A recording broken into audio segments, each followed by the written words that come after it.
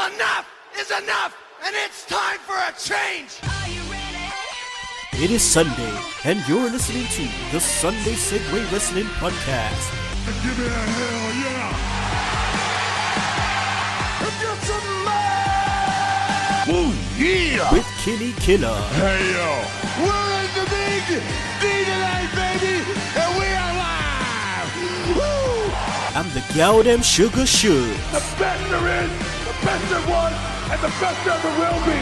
Cause that's the bottom line! Cause Stone Cold said so!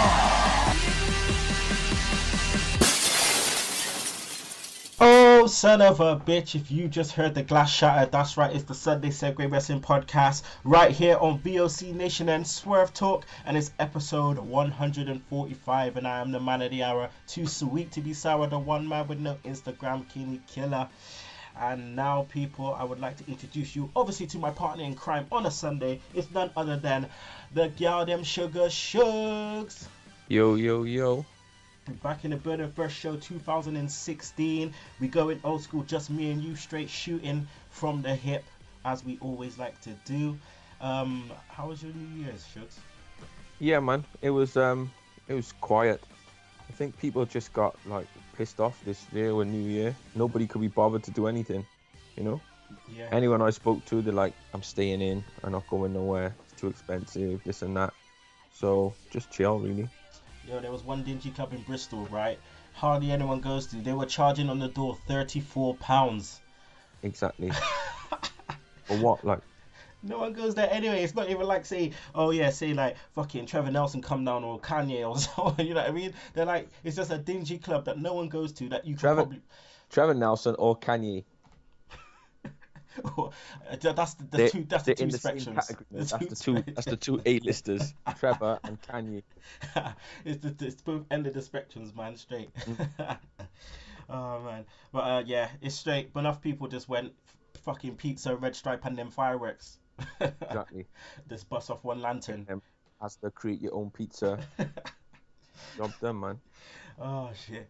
Don't forget that sauce in it, the hot pepper sauce. You've got to get that shit. Yep, exactly. Bun your mouth. Right, now, obviously, Sunday Segue Wrestling Podcast. This year is going to be big for the Sunday Segue because we're going to be branching out a little bit. Our new parent channel called The Sharpshooter, which will look at wrestling antics with real life banter. We're just going to be going crazy with it. So we're going to have 2 blog shows, one on Raw, one on SmackDown. They all feed into the Sunday Segue, which will be recorded now as well. We'll be turning on the cameras from that shit. You'll be seeing my ugly mug a lot. Shugs will decide whether he wants you to see his mug or not. It's up to him, but probably not. But yeah, also we're gonna have, you know, some comedy content as well, video content on there. You're gonna be seeing a lot of me and my son. Shit, my 4-year-old says. That's right, you see that coming. But I mean, at the moment, check out our website, the Sunday Segue podcast.wix.com/Sunday Segue. Also, we're on Twitter, it's at Sunday Segue. Segue spelled S-E-G-U-E. You should fucking know how to spell our name by now. Also, subscribe to our Facebook page. On YouTube, subscribe to our YouTube channel, iTunes, Podomatic, Stitcher. Don't forget to download that Double Twist player. Right. Shout out to our business partners in crime. maxwrestling.wix.com/Max Wrestling. Attitude of Aggression. The Dave and Gates. I want to give a shout out to One Wrestling and Big Slam Nation. Because we've been doing a lot in 2015 together, and there's going to be a lot more to be done in 2016. So shout out to them cats, and also Jason Clarkson and Squeak at You What. Shugs, any shout outs? Nah. All right. 2016. I don't want to change the habit of a lifetime. We start as we mean to go on. All right, so we're gonna talk about a few things today. One of them's not Raw, just because Raw's dead. So we're going to talk about 2016 as a whole. We're going to talk about the Royal Rumble. We're going to talk about Booking Mania, the Raw after WrestleMania. We're going to talk about Money in the Bank, who wins that, ones to watch in 2016, and who will be future endeavored, along with our normal Shug Stunners, Segway Time Machine, and whatnot. Right, so let's go into it. Royal Rumble is coming up in how many weeks, Shugs? 4? 3, is it? Something like that. The Christmas time just got me all fucked, man. I don't even know my leg from my asshole at the moment, man. Shit. But yeah, it's 3 weeks away. I think the only thing that's been announced. So has there even been a match announced so far for Royal Rumble except for the Rumble match? Now because we haven't even had a title match because they're fighting on Raw, aren't they? Oh yeah, with Vince McMahon as a special guest referee. Yeah, well, like, yeah, there's no actual match has been announced. Obviously, it looks like it's going to be Owens against Ambrose. Yeah, but that's it. Yeah, what did you think about that? We will talk about that one thing actually on Raw, where Ambrose and Neville just decided to just get fucked basically by Owens. What do you think of the booking at the moment of Owens? And then in comparison to someone like Neville, who they seem to be booking to get over, but at the same time getting his ass kicked. Yeah, well, because last week or the week before we had Ambrose coming down making the save when Owens was just fucking everyone up, and then we have sort of like the role reversal this week. So with like 2 or 3 weeks from the pay-per-view, they both basically give each other a pasting so far. Yeah. But I think if they carry on booking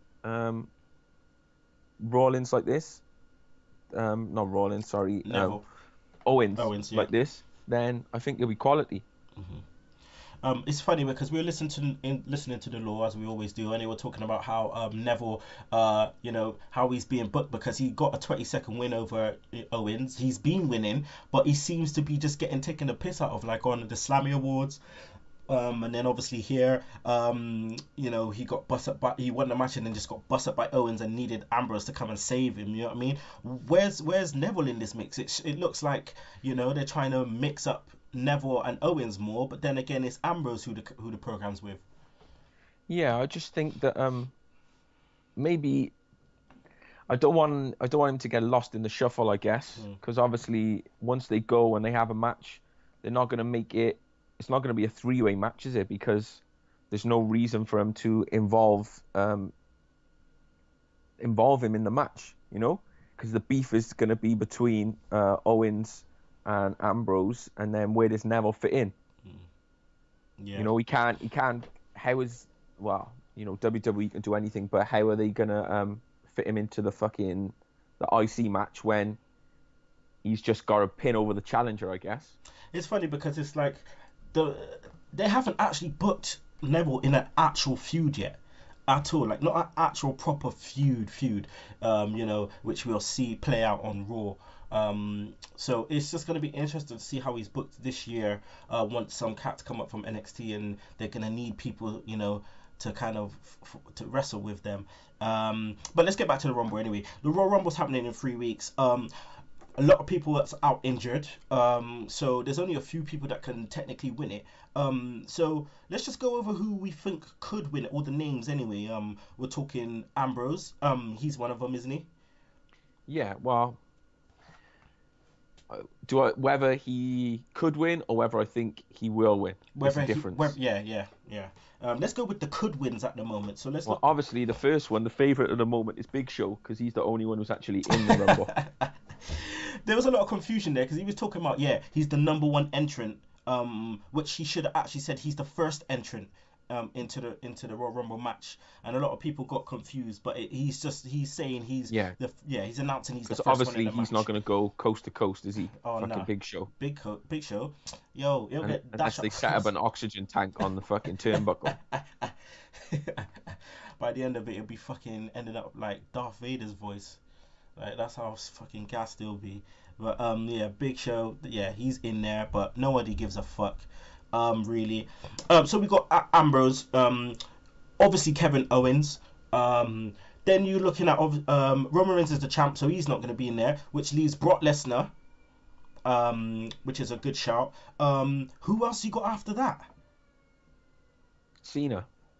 John Cena. Well, John Cena is on the poster for it. I know the posters don't really mean anything, but the poster is like John Cena, just looking like he's really mean. So that's 4. Brock Lesnar, Ambrose, Cena, and Owens. Another heel. Who is there? Is there anybody else that can actually potentially win it? There aren't any other heels. That's it. Exactly. Well, actually, so if obviously you're gonna have to think of like the whole of the League of Nations.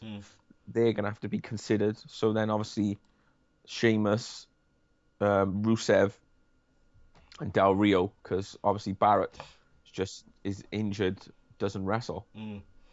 Okay, so then we do deletion by already winning the Royal Rumble, which means Del Rio's gone out of that. Yeah. Cena's gone out of that. Brock hasn't won a Rumble, has he? No. Nah. And that's it. So it looks like it's either Ambrose, Owens, or Brock. Now, for you, who do you want to win the Rumble? Well, I think if Lesnar wins, then it's just going to be like a rematch for this year's WrestleMania. You know, with Reigns going in as the champ and Lesnar challenger. But I don't know. I can't really see them doing anything else. That's the problem. Like, my imagination has been crushed by the WWE, really. Yeah, I feel you on that one. It's hard to see how they do it, because if Brock wins, which I want him to win, if he wins and goes in against Reigns, they'll have a difficulty as Reigns as a babyface champ going in, because obviously they're going to be booing the fuck out of Roman Reigns, and everyone's going to be cheering, Lesnar. Pretty much the same if it went Ambrose, and Reigns. But I just don't. I don't know. I don't see them going with Owens against Reigns. It's not enough. There's not enough time. Well, there is enough time to build up Owens to make him credible. But that's not a Mania. It's not really a Mania match. They don't kind of look like a Mania match yet, does it? No. It's just like people like Owens, Ambrose. They'll need more build time. It was like when Roman Reigns was in the main event of WrestleMania last year, and you're like, well, he hasn't fucking done anything. He doesn't deserve to be in the spot. Like, you can't hold it against him because they put him there, but he didn't have a big enough CV to be in like the main event of WrestleMania. Okay, so answer me this: if Brock is at Mania and he's not fighting for the title, is there a match? Is there a match for him big enough for him not to be in the title match? No, unless he's fighting The Rock. Then no. Shit. This is where it gets confusing. Because it's like it shouts Brock Reigns, Cena Taker. You see that happening? Well, that's the plan.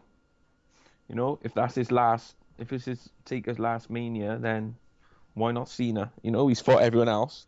Cena will be like, it'll be the match because it'll be like the last person left to fight. That's how they'll have to market the match. And where does Triple H fall into this then?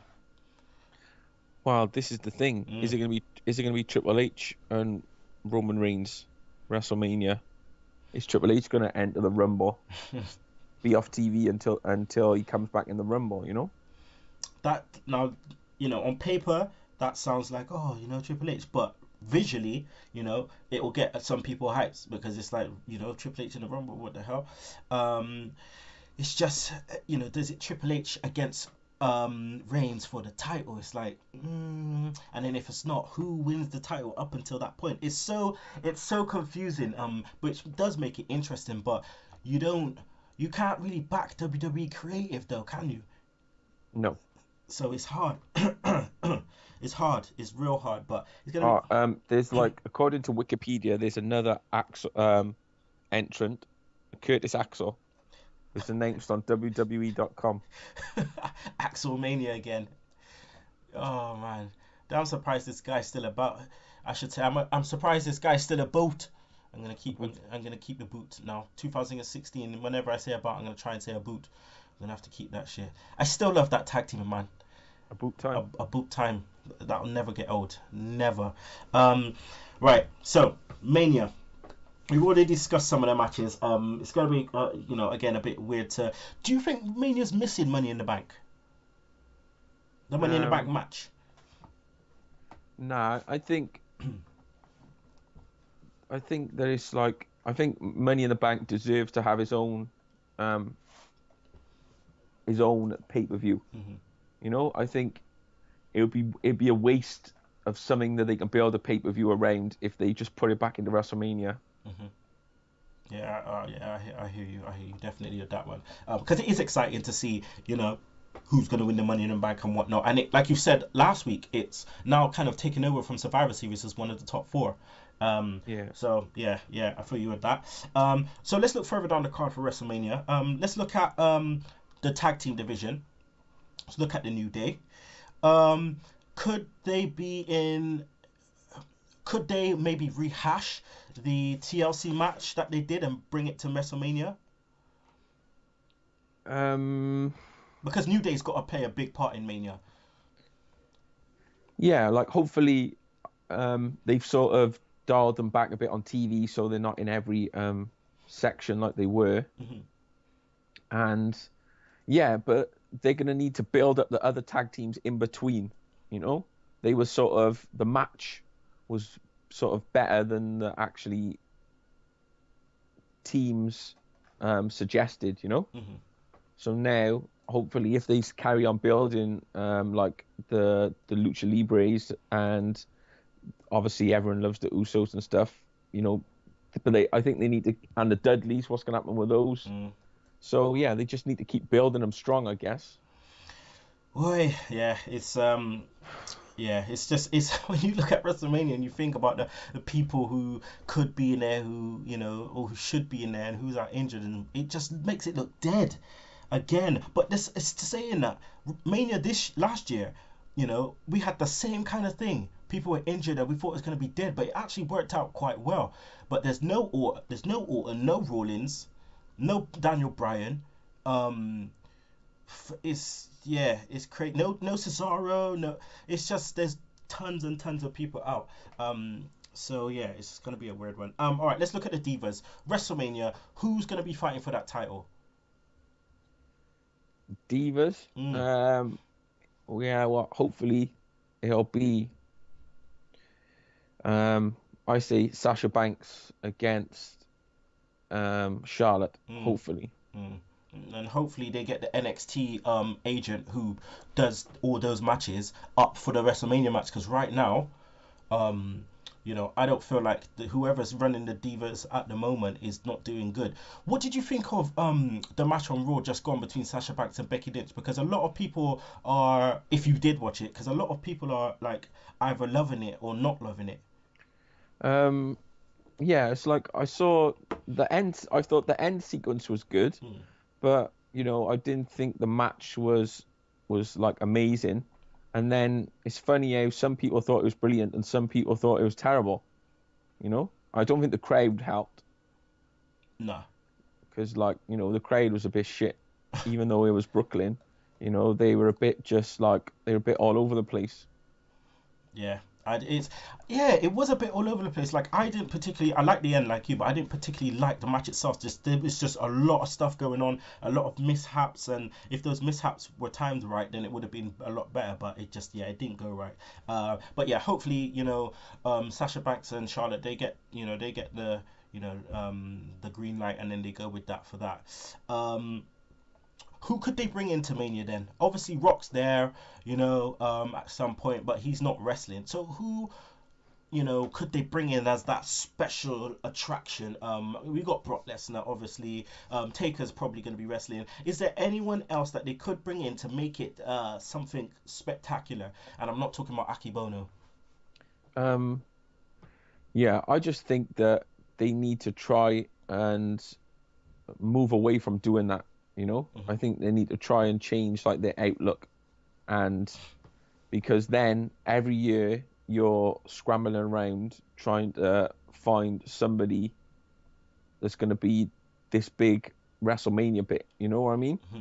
So, and they keep bringing people back, and then they're going to run out of people to bring back, or the people to bring back are going to be too old or whatever. So I just think that, I don't know, they just need to try and build their stars, So when it comes to WrestleMania, we're looking forward to these big matches, that maybe we don't see 6 times a year on Raw. Yeah, I hear you. The Raw's definitely suffered a lot from the overexposure of certain matches, and because they haven't gone the same way as NXT's gone, where they've got enhancement talents, but the enhancement talents are people that are well known on the indies, so they can go. It's not like it's fucking, it's some beginner or rookie. It's like someone that can actually go. So it makes the matches look really good, and it makes the top stars in NXT look really good. But WWE could learn a lot from that, I think. Yeah, let's just go to a quick break, and then we'll be back, and we're gonna talk about Money in the Bank, the ones to watch in 2016, and who could potentially be future endeavored. Plus we'll talk about the night after Raw. So yeah, we'll be back in a sec. We got to hear from our sponsors. So see you in a bit. This is D'Lo Brown, and right here, right now, you better recognize that I am down with the VOC Nation. Now recognize that. This is Greg DeMarco, inviting you to listen to my show, The Greg DeMarco Show. And this is Sue Young, the sexy DeMarquette. Listen, people, I like a lot of it, but there's only one wrestling show I love, and that's The Greg DeMarco Show. I invite everyone to hear our hilarious cast of regulars, including the DeMarquette. Like me. The best guest list in the business and the most on-point wrestling analysis. It's The Greg DeMarco Show with Greg DeMarco and Patrick O'Dowd. The best wrestling radio program on the planet. Every Wednesday, 11 p.m. Eastern. Are you getting lost in the clouds? Is technology moving too fast for you? Find your way at netcarrier.com. Ride the end cloud and soar above your competition. And we're back, people. Sunday Segue Wrestling Podcast Part 2. This is episode 145 with your boy Kinny Killa and the gal named Sugar Shugs. We've been talking about 2016 and what we expect to see in 2016. We've already gone over the Royal Rumble, booking WrestleMania. Now we're going to touch on a little bit on the night after Mania, so Raw after Mania. We're in Dallas. You're going to have NXT on the Saturday. You're going to have WrestleMania on the Sunday. And then you're going to have, again, Raw after WrestleMania. Not typically, if you're a massive wrestling fan, you do know the Raw after Mania. You get some big surprises, some debuts, some good finishes and whatever, some really good matches. So, Shugs, let's look at Raw after Mania. Who do you expect to make debuts on Raw after Mania? Yeah, so I think that if they carry on the trend, or if they carry on how they've been doing it, then it should be Finn Balor should be going up, because he's been NXT champion for like a while now, and apart from Sami Zayn, who got injured, then all the NXT champions have gone up to the main event. So we saying Bayley as well? Yeah, because I think she's run out of people to fight. Yeah. I'm assuming at NXT Dallas, she's going to be facing against Asuka. It makes sense.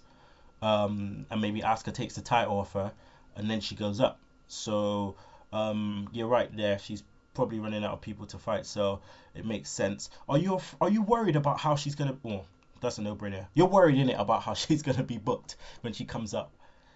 Yeah, it's hard because in NXT, a bit like with Emma, you have your characters, and they have their personalities, and the crowd knows them, and everything like that.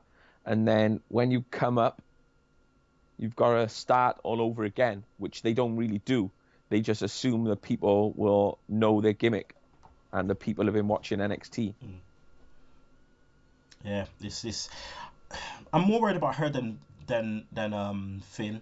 I think Finn will be all right. Again, they've got to book it right. They've got to book the feuds coming in. Sami Zayn, I think, should also come up, but when he comes up, he needs to go. I think he needs to go directly with a feud with Kevin Owens.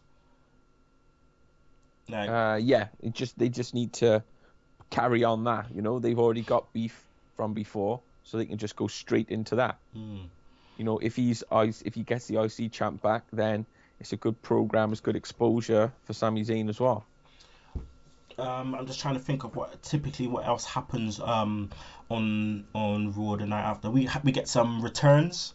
I think it'll be too soon for a Rollins return, won't it? Yeah, I think way too soon. Wow, they said like 9 months. So he ain't got that Cena juice. So I doubt he'll come back. Like, he'll split that shit in half and come back super early. So returns. I'm just trying to think who could return that would be a big enough return for, you know, the night after Mania, if any. I mean, there's no CM Punk, so that ain't happening. Daniel Bryan, maybe. No, I think they're done. Like, you know, I don't think they're gonna risk him. They don't want to be sued for concussion. So unless he's gonna sign like a disclaimer or do something, I don't think they're gonna let him wrestle. I wouldn't be surprised if Rey Mysterio was back around again. I would not be surprised at all. But apart from that, I can't really see any other, you know, any other people coming, unless they do some big signings. But most people that they sign now, they debut on NXT, so I can't see them signing anyone to just come straight up onto the main roster.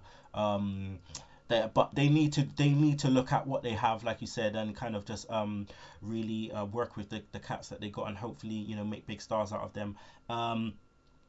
Okay, so let's look a little bit further down the line. Let's look at Money in the Bank and the contenders to win Money in the Bank in 2016. Now, last Money in the Bank winner was Sheamus. I don't think that went down well at all. So who could win Money in the Bank this year? Well, this is the thing. After friggin' Sheamus winning it last year, it could be anyone. You know? It works best on heels, though, doesn't it? Yeah, it depends who they're gonna push. So, like, maybe somebody like Owens, or maybe like Ambrose, if it'd be a good way for him to turn, I guess. He could turn on Reigns, and then, you know, then you could have the comeback for Rollins against him. Yeah, I think there's loads of people who you think they could give it with, and it's always a good storyline starter, but then you know that they're just gonna give it to somebody shit. Oh man, how about if they give it to the whole of the New Day? Yeah, that would be good. But, like, you know, imagine that was it. Like, maybe like Big E or Kofi, you know, someone like that. Yo, if that happens, Shugs, you know, if that happens, right, it means that we're destined to have a black champ. I know it's not gonna happen. It's not gonna happen. It's not gonna happen. But if that did happen, man, that would be sick. The New Day just protecting that briefcase, like, fuck, that would be so sick. But yeah, that's too much. That's too much of a forward thinking. But yeah, I mean, like we said, it tends to work well if it's heels holding the briefcase. I mean, who won the briefcase the last time? It was Rollins, wasn't it? Yeah. So we've had two heels having the briefcase. The last babyface, I think, who had the briefcase was who was the last heel that had the last face that had the briefcase? Cena. Yeah. It must be, because Orton was before that.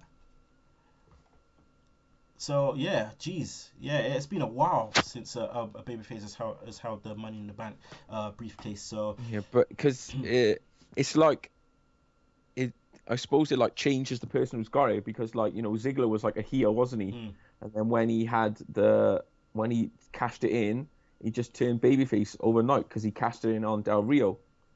You know, so it depends who's got it.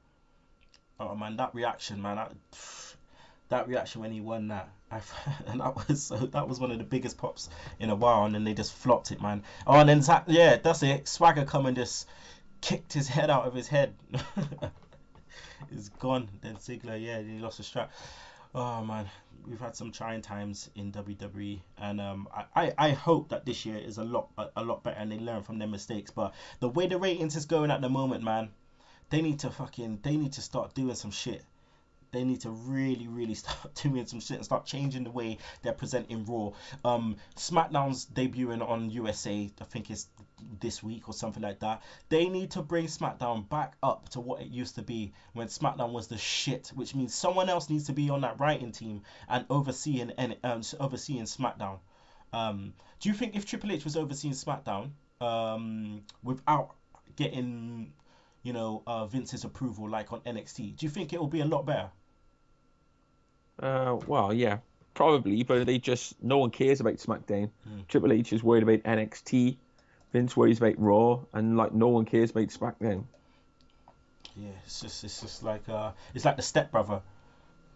It's like the stepbrother. Yeah, exactly. No one cares. No one gives a shit. Oh man. Right. Talk about Money in the Bank. Let's look at the ones to watch in 2016. WWE has signed some really, really good people for NXT.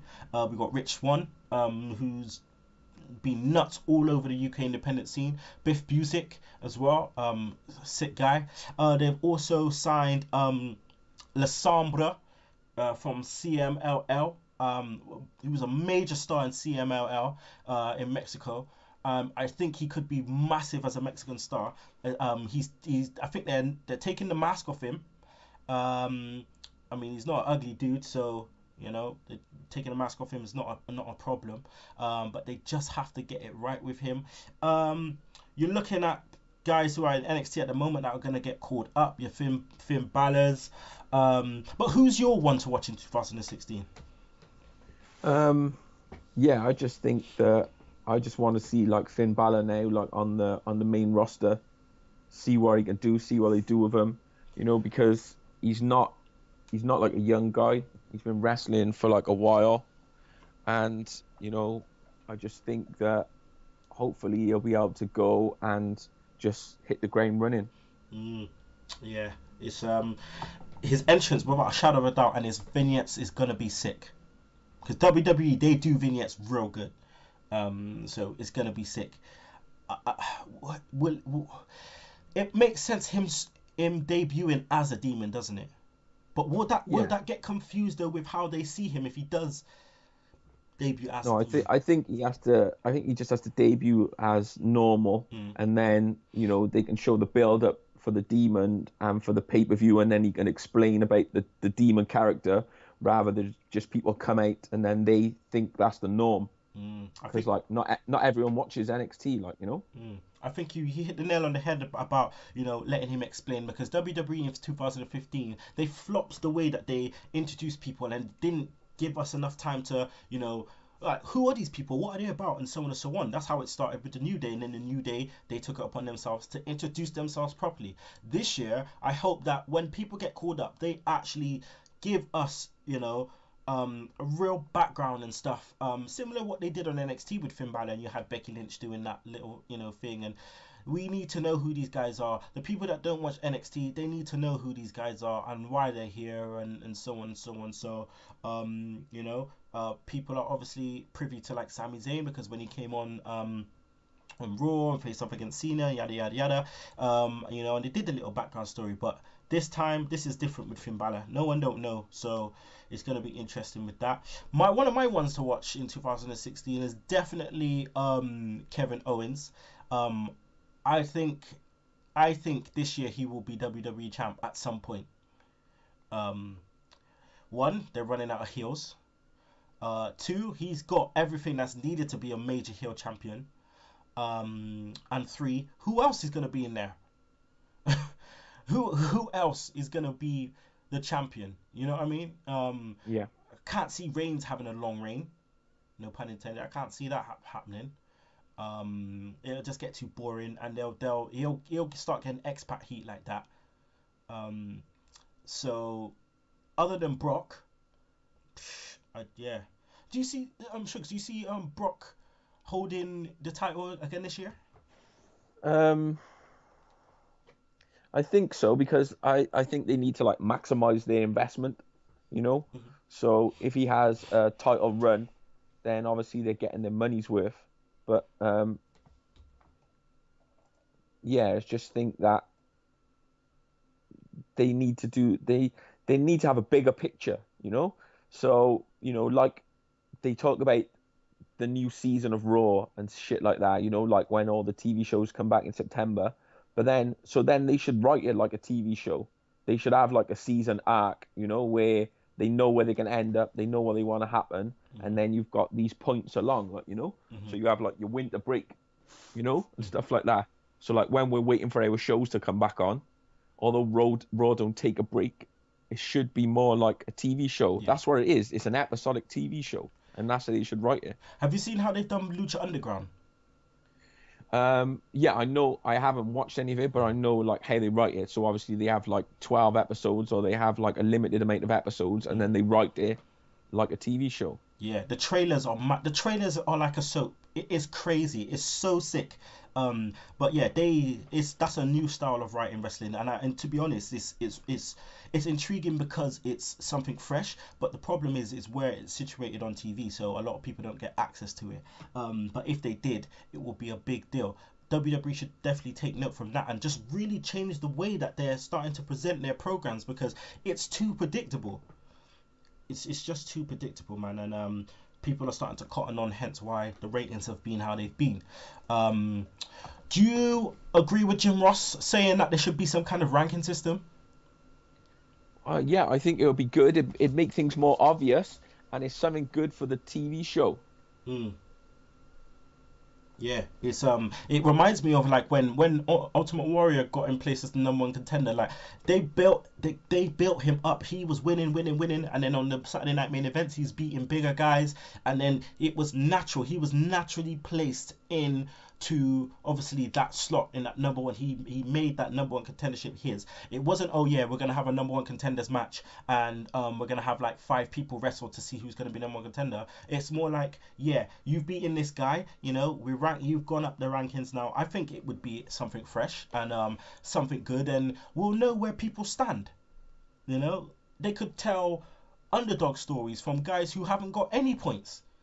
You know, any points, and then there's their massive push to try and get to, you know, to a certain point in the rankings. But yeah, I agree with you, Ross. I think it could go places. Also, one to watch in 2016 from the Divas. Now I think it's gonna be a big year for Sasha. If she's booked right. She needs to keep being a heel. I don't know if it's time to even push her as a babyface. I think she needs to stay heel.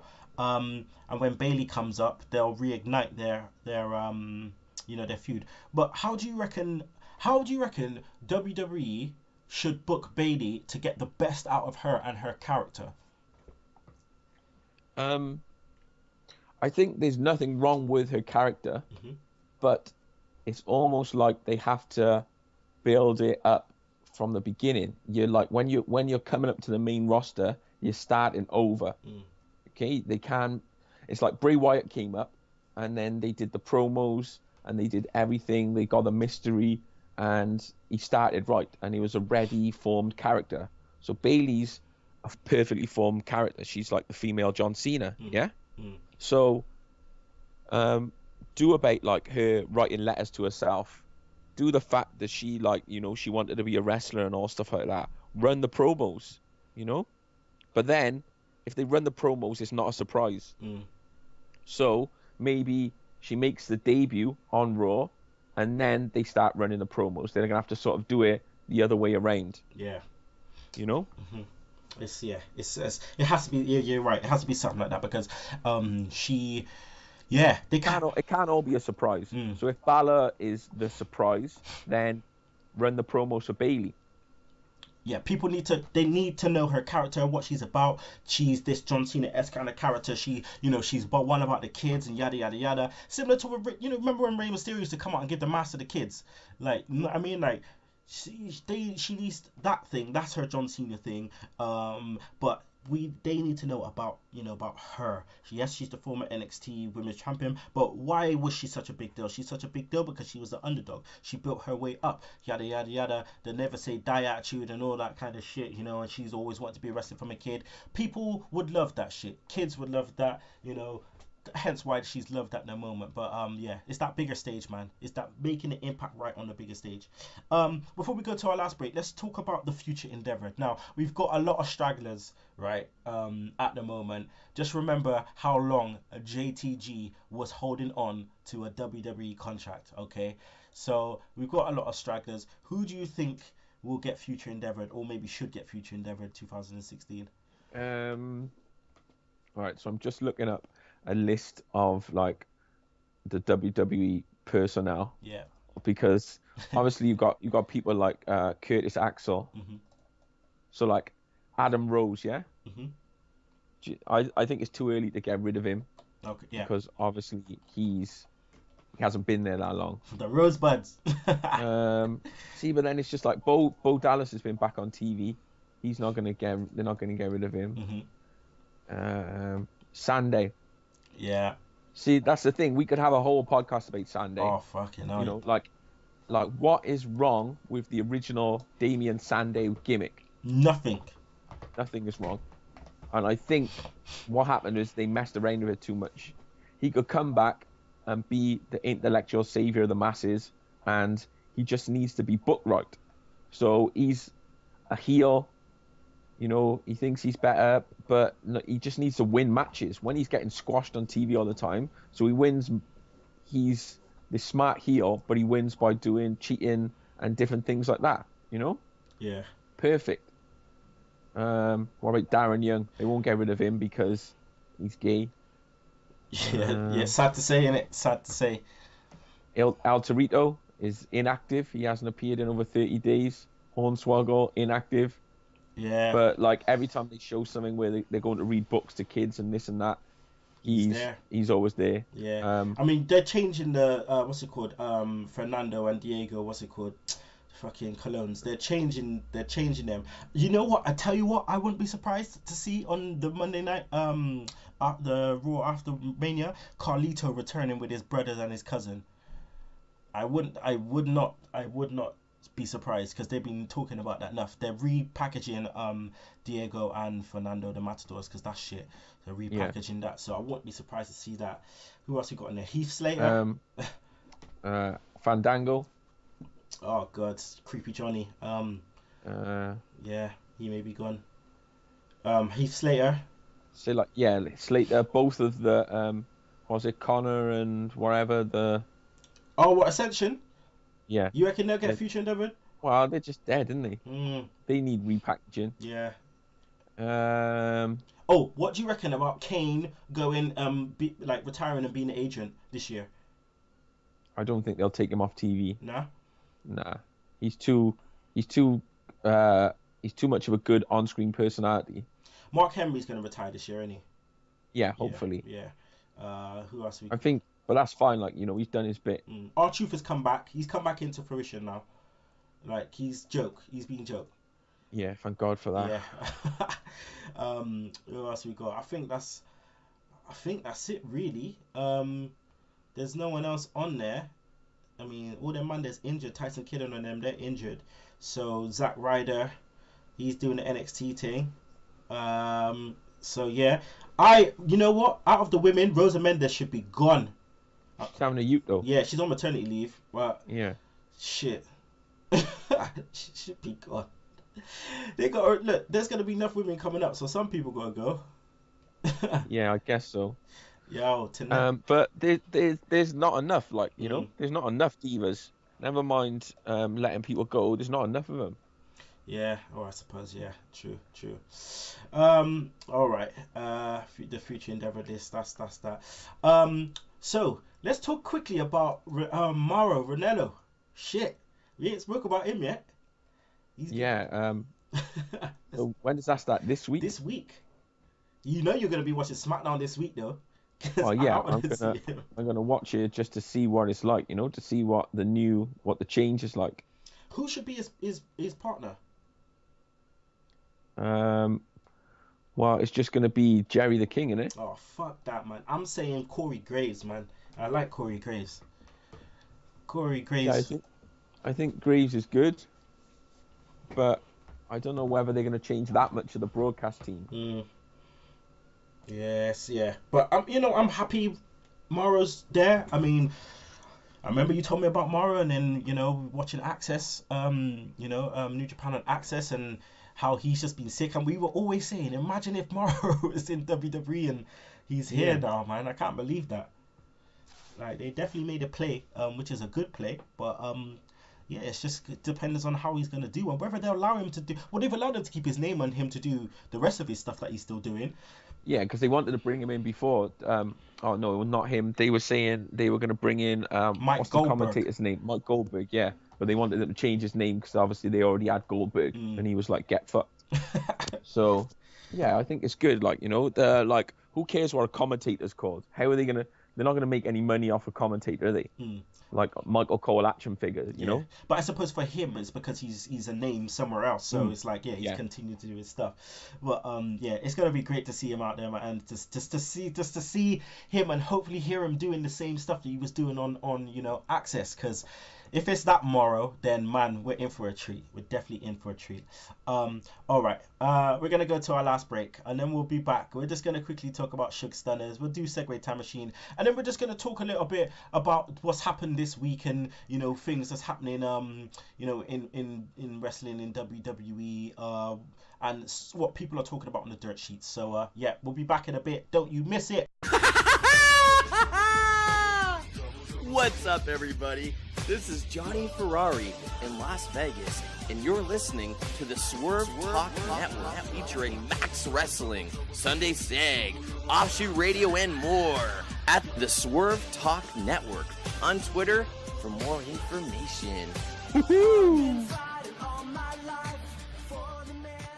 And we're back, people. It's the final segment of the Sunday Segue Wrestling podcast. Obviously, it's your boy Kinny Killa, and obviously, it's the gal named Sugs. So, Suge Stunners, Shugs. Let's go with Jobber of the Week. I don't fucking know. The NYPD. The NYPD. They jobbed. They couldn't keep McMahon hostage. They couldn't keep him locked up long enough. So NYPD. Move of the week.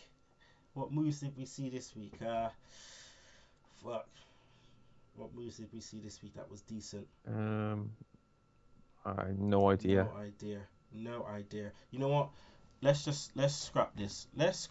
Because Raw's been dead this week, and it's you know what we'll do? Let's talk about fucking Wrestle Kingdom 10, which is happening tomorrow. Let's talk about that. Let's talk about the fact that the two main events is Shinsuke versus AJ Styles for the Intercontinental title, and Okada versus Tanahashi one more time. Tanahashi the champ. Okada the champ. Can Okada get that big fucking win at Wrestle Kingdom over Tanahashi finally? I don't know. I don't know whether they're gonna give him the win. Like, you always think like maybe this time, but I don't know. I don't think so. Oh man, it's got to be it's got to be his time now. He's got to step out of my man's shadow, man. They got to allow him to just actually go over on this guy, for it to be a proper payoff for me. And then what about Tanahashi? Not Tanahashi. Arman Nakamura, Shinsuke versus AJ. I met both of them last year, sorry. And all I'm saying is this match is gonna be sick for the IC title.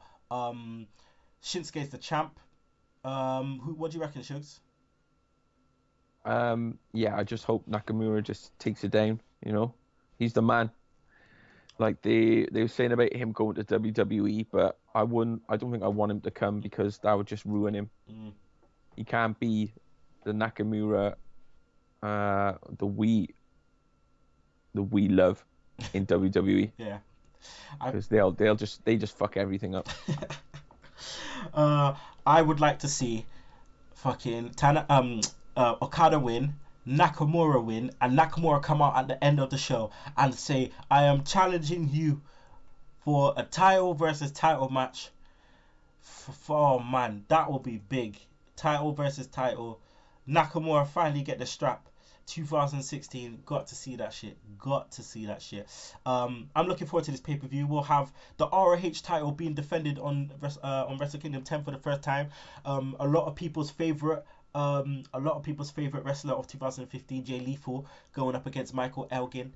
We also got Kenny Omega versus Kushida for the IWGP Junior Heavyweight title. It's going to be interesting because the last time these guys faced off, it was a really good match. They've had a really good feud, and I think this is the one where Kushida's going to go over at the big, the granddaddy of them all. We've got the Young Bucks, we've got Red Dragon, we've got Roppongi Vice, and we've got Matt Sydal and Ricochet facing off for the IWGP Junior Tag Team titles. Again, they love to start off the show with some madness, so that's exactly what we're going to get. We also got Naito against Goto. That feud has been nuts. And then we'll have Ishii versus Shibata Shugs. Versus Shibata for the never openweight title. Okay. Because things injured, didn't he? Ibushi. Oh man, that hurt me, Dread. That hurt me. He got a horrible injury. Yeah, it looks like it would have been Ishii versus Ibushi. But yeah, Shibata. But Shibata is we know we love Shibata, so Shibata we know is going to be a stiff as hell match. And then we got the first ever I don't know if I told you, Shigs, but New Japan are bringing in a new title. It's the first ever open weight 3-man tag team titles. 3-man tag team title, Shigs. Fucking hell. It's gonna be the Bullet Club. So it's Tama Tonga, Bad Luck Fale, your favorite, and Yujiro fucking Takahashi, against fucking Jay and Mark Briscoe, and Toru Yano. So yeah, that's gonna be that. Then we got the Bullet Club, Shotgun Machine Gun, Carl Anderson, and Doc Gallows against the team of, if I remember rightly, Honma and Makabe, who won the World Tag League tournament. So yeah, that'll be interesting. Surprise, Honma's gonna be on there, seeing as man got gripped for domestic violence. So yeah, it's gonna be interesting indeed. But yeah, check it out tomorrow. Wrestle Kingdom 10. Shugs, you're probably not gonna watch it tomorrow, but you'll catch it at some point if I give you the link, won't you? Yeah, of course. Yeah, cool. Boom. So we'll review that at some point. Nevertheless, we'll do a quick segue. Time machine. Let's get this shit up. Let's see what happened in the world of professional wrestling today. Today, which is the 3rd of January. So in 2000, Triple H won the WWF title. We also had what pay-per-views did we have? We had there wasn't much really. There was a UFC 182, Jones versus Cormier, which was last year, which was a really, really good pay-per-view. But let's see what happened on the Monday Night Raw, Monday Night Wars. All right, Shugs. Right, Raw in 2000. Raw episode 345, right? What was the rating? Oh, I don't know, like 6. Fuck yeah, 6.5, Dread. 6.5. This is what was on the show. The Alliance, okay, which is Bubba and Devon defeating Too Cool by DQ. Kurt Angle defeating Kane by DQ. Chyna as the IC champion defeating Hardcore Holly. Triple H beat Big Show for the WWF title. Prince Albert and Big Boss Man behaving badly, defeated Test, Mae Young and Fabulous Moolah. In a 3-on-2 handicap match, the Acolytes, Bradshaw and Farouk defeating Mean Street Posse. We had Jeff Hardy defeating El Snow in a cage match, and a 3-on-1 handicap no DQ match, The Rock defeating DX, Road Dogg, X-Pac and Billy Gunn. And then on Nitro did 3.3, dead. And they had this thing going on called the Lethal Lottery. Yeah, it's just loads of madness happening. Loads of madness on that show, which understandable why they got a 3.3. Right, any birthdays? Happy birthday to New Jack, the crazy ECW dude. Happy birthday to Jim Ross. It's Taz! Yeah, happy birthday, Jim Ross. Who else we got? Anyone else? No, that's it. anyone of any notoriety. That is it, really. So yeah, there you go. Okay. Quickly on the dirt sheets, WWE has run a poll about which WWE title of the WWE titles needs to be redesigned. Shugs, which one?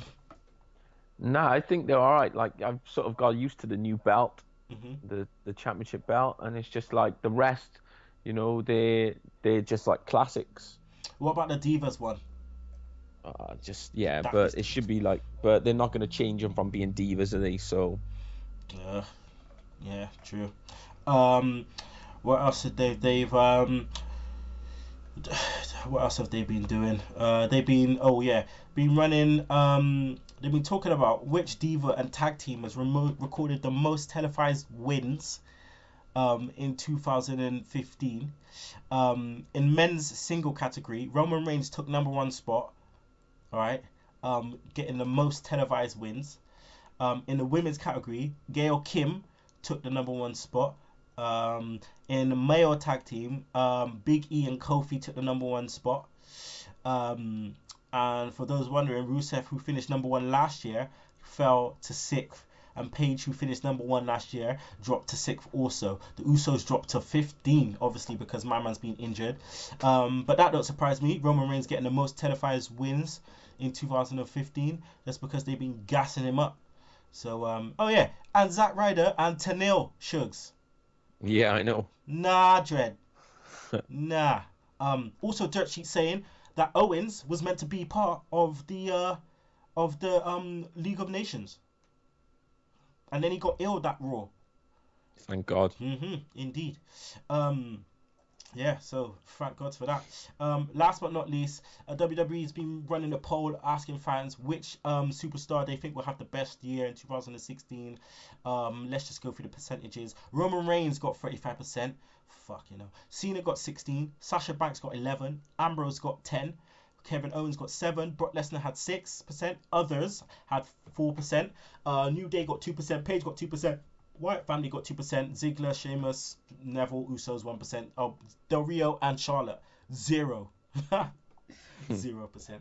All right, that's enough of that shit. It's the end of the show, people.